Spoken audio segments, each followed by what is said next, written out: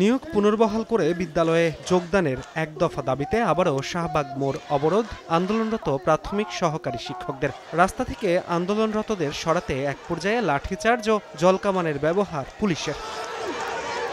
পরনে কাফন, হাতে জাতীয় পতাকা। টানা ৮ দিন এভাবেই রাজপথে আন্দোলন করে আসছেন। নিয়োগপত্র হাতে পেয়েও উচ্চ আদালতের রায়ে যোগদানের আগেই চাকরি হারানো ৬,৫৩১ জন সুপারিশপ্রাপ্ত প্রাথমিক সহকারী শিক্ষক। জীবিকার তাগিদে পরিবার আর আত্মমর্যাদার ভাবনা ফেলে নেমেছেন রাজপথে। পুলিশের বল প্রয়োগের মুখে শাহবাগ মোড় ছেড়ে দিলেও দাবি আদায়ে জাতীয় জাদুঘরের সামনে অবস্থান নেন তারা। ৮ দিন ধরে প্রেস ক্লাবে ফুটপাতে পড়ে আছি।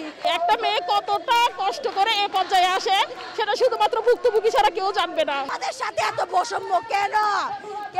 এই সরকার আমাদের নিয়ে কি করতে চায়?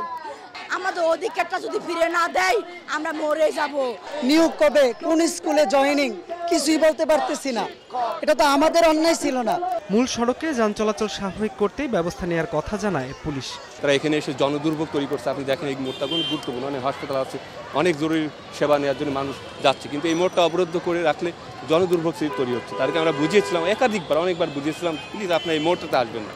তারপর তারা কোথা রাখেন। ৬ ফেব্রুয়ারি ঢাকা ও চট্টগ্রাম বিভাগের তৃতীয় ধাপের প্রায় ৬,৫০০ সুপারিশপ্রাপ্তদের নিয়োগ বাতিল করে রায় দেন উচ্চ আদালত। ৯ তারিখ রায়ের বিরুদ্ধে আপিল করে প্রাথমিক শিক্ষা অধিদপ্তর। রোববার আপিল শুনানির কথা রয়েছে। তবে রাজপথের আন্দোলন থামাতে নারাজ নিয়োগ প্রত্যাশীরা। ডিজি স্যারের আশ্বাস, তারপর উপদেষ্টা স্যারের আশ্বাস, এটাতে আমরা আসলেই আশ্বস্ত হতে পারছি না। এর আগে গত বৃহস্পতিবার থেকে শাহবাগ ছাড়াও প্রেস ক্লাব ও শহীদ মিনারে অবস্থান কর্মসূচি পালন করেন সুপারিশপ্রাপ্ত প্রাথমিক সহকারী শিক্ষকরা। বুধবার মিরপুর প্রাথমিক শিক্ষা অধিদপ্তর ঘেরাও করেন আন্দোলনরতরা।